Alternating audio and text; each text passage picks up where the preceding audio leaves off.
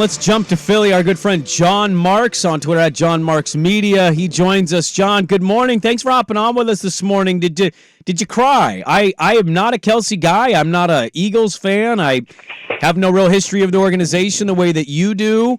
I watched him, and he gets choked up time on his brother and the Super Bowl memory, and I just I wasn't like a blubbering baby by any stretch, but I definitely had a couple tears drop down, man. Emotional moment last night, yesterday with Jason Kelce. Yeah, for sure. I wasn't all out crying, but it was hard not to. I think he looks at it like a lot of us would, as he's played football since he was a little kid, since he was a boy, and his life now is flashing before his eyes. You mentioned he choked up in particular when talking about Travis and talking about his high school days and his middle school days and things like that. It's like really he's looking at his life, and his entire life has really been centered and surrounded around playing football. And to be at the end and look back at all those memories and to be an accomplished player, a future Hall of Famer most likely, a Super Bowl champion.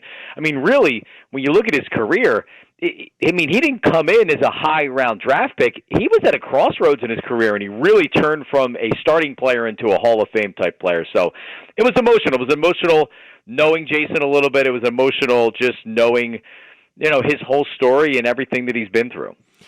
What was that day kind of like for the players who are going to stay in that Eagles organization? I mean, they're losing not just a Hall of Fame center, one of the best to ever play the position, but they're also losing really the heart and soul of that team, that true captain. Where do the Eagles go from there? And how did the players, people knew this was coming, but how'd they react to the news, and how are they handling it inside the organization? Yeah, I mean, because he didn't announce it. If you remember, Adam Schefter came out and said afterwards that he was telling his teammates he was retiring, and fans locally here and even some media got mad at Adam Schefter. So it's like, well, just let him retire, and it's like that's not Adam Schefter's job. Regardless, the players knew this was coming. So, and I've heard and I've talked to some of his line mates that have kind of like looked at you like, yeah, he's retiring. Like, what are we talking about here? He just wants to do it on his term and his time. So I mean. It's a loss. I mean, on the field, guys, I don't know if it's a huge loss. He was still playing at a very high level. They drafted Cam Jurgens in the second round to be his replacement. He's entering his third year. He was the starting guard last year. It'll be comparable. I think he's going to be a good player.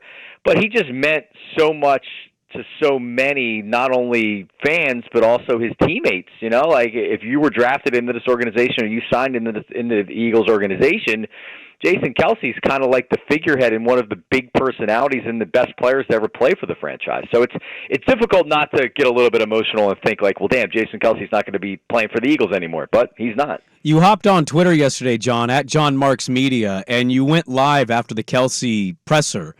And I don't know if I was surprised, but it did kind of catch me off guard. You talked about a Mount Rushmore of Philly sports and athletes, and you threw him on there. Do you ultimately conclude that you think Kelce is one of the four?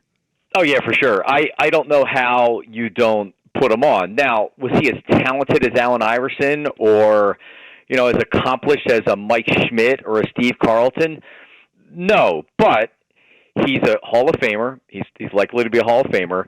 He was drafted and played his entire career in Philadelphia. He really was the heart and soul of the team. And they won a Super Bowl. And in the city of Philadelphia, if you're an Eagle and you win a Super Bowl, you will be looked at as a hero and you will be worshipped for the rest of your life. Brian Dawkins, who's a Hall of Famer, and he actually played for the Broncos because the Eagles didn't re-sign him, but he is looked at as a god in this town. Jason Kelce accomplished everything, if not more than Brian Dawkins, and he didn't leave, not that Brian left on his terms, but and he at the championship parade, he put on a Mummers outfit. And if you don't know what the Mummers are this weird. They do this parade on New Year's Day, and he gave a speech of a lifetime where he crushed Mike Lombardi. It was the most memorable thing you could ever possibly do. And for the Eagles to win a Super Bowl, and for Jason Kelce to be that underdog that turned his career around. Because you know what, guys? In 2017, he wasn't Jason Kelce that he is right now. I mean, you think about it, between Travis and Taylor Swift and their podcast and the fact that they've been to 2 Super Bowls and now he's been an All-Pro I don't know how many times in a row now. Like, he's really turned his career around just in those years since they won the Super Bowl. Well, he's also taking our jobs. I mean, he's out here. He's like, oh, I can play football and then I can just do what those guys do, but I can be better and more popular at it than us. Let me ask you then, who's the rest of the Rushmore for Philly sports? Because I'm trying to think here, and you've named some names, and I'm like, I look, I don't live in your city. I don't follow it the way that you do. You've lived it. You breathe it. I'm just curious, what is the Rushmore for you then? Well, I mean, it's like that when someone asks you for your top 5 movies and you give them 13 or 14 movies because you can't do top 5 movies. It's like that with the Mount Rushmore. Iverson has to be on that, right? Who? Iverson. I don't think so. Really? Iverson flamed out in his early 30s. I mean, this is part of the problem with the discussion, and actually maybe why it makes it a good discussion. Yeah. Individually talented, there's not many players you'll see as talented as Allen Iverson. What he was able to do under 6 foot is unbelievable. He also wasn't committed to the game, and he was more of a rock star than an athlete, right? Like, he's pulling himself off the floor after drinking Coronas all night and not showing up to practice or showing up late to practice. But you can't deny the talent. Mike Schmidt won a championship. He's the best third baseman ever to play the game. He's got to be on there. Steve Carlton won a championship. He had 3 Cy Young awards. He's got to be on there. But Jason Kelce, if you're going to be representing one Eagle on the Mount Rushmore, and it's only 4, it's got to be Brian Dawkins or Jason Kelce. And Jason Kelce won a Super Bowl. So I don't know how you put Brian Dawkins over him. No Flyers, huh? Well, man, it's been almost 50 years since they won a cup.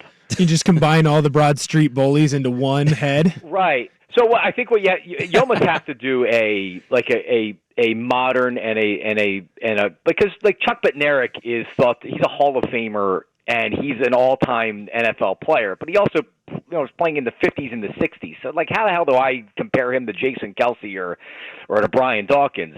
But if you're talking modern athletes in this city, Jason Kelce has to be on that top 4, and it's not the best player or the most talented player. It's everything. It's the popularity from the fans. It's the connection with the fans. It's the fact that he won a Super Bowl, that he won a championship to a team that if any Philadelphia sports fan wanted a championship, they wanted a Super Bowl, and they wanted it from the Eagles. John, now that Kelce is gone, it seemed like this last season, it almost felt like there was a little bit of a locker room divide between the coaching staff and the players. It started off so well, then the season kind of comes crashing down, and then all of a sudden there's all these complaints about a culture, and now you just lost your big captain, your culture leader. Who steps into that role?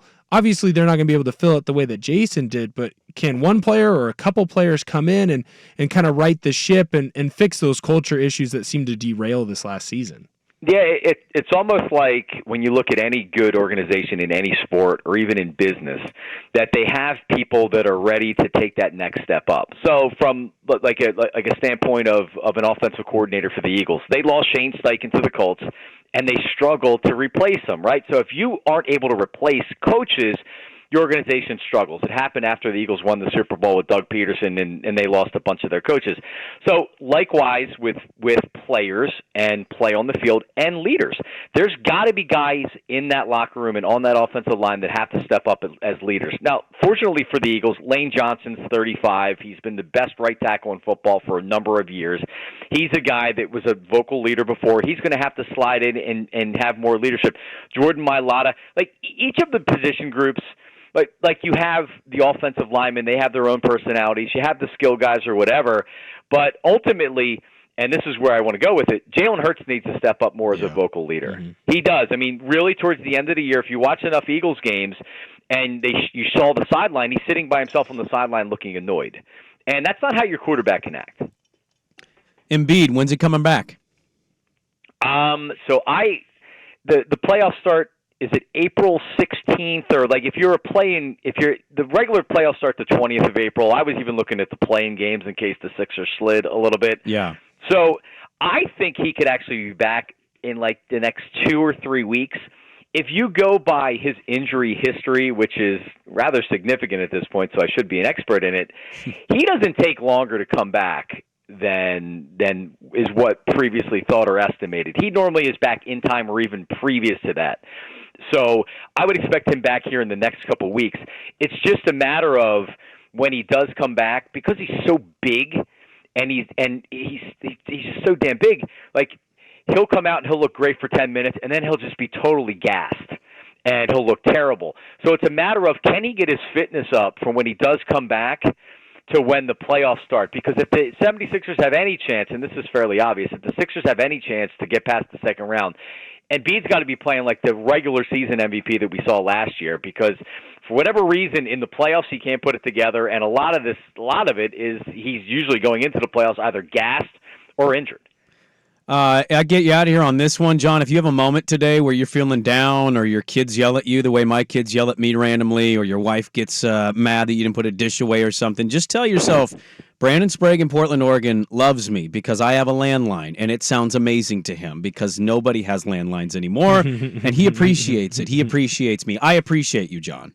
The reason I have the landline is to do radio interviews. I know. Yeah, I mean, like when you bundle the cable, and I still have old school traditional cable, which people make fun of me. Yep. But they make you get the landline because it's part of the package. So I was like, well, I'll use it, so I do it for this, and I'm more than happy to, because there's nothing worse than a cell phone dropping in and out. Oh, buddy, you know it too well because you're in the industry. You were in the industry, and you know it, and I know it, and so you in this landline, and every time you're talking, there's a sound, and takes me back to a time when I fell in love with radio. Thanks so much for hopping on, John. It's great to catch up with you and talk all things Eagles and Sixers. All right, guys. Always my pleasure. There we go. Jon Marks on Twitter, at Jon Marks Media, good friend of the show out there in Philly. Kelce crying at a retirement press conference.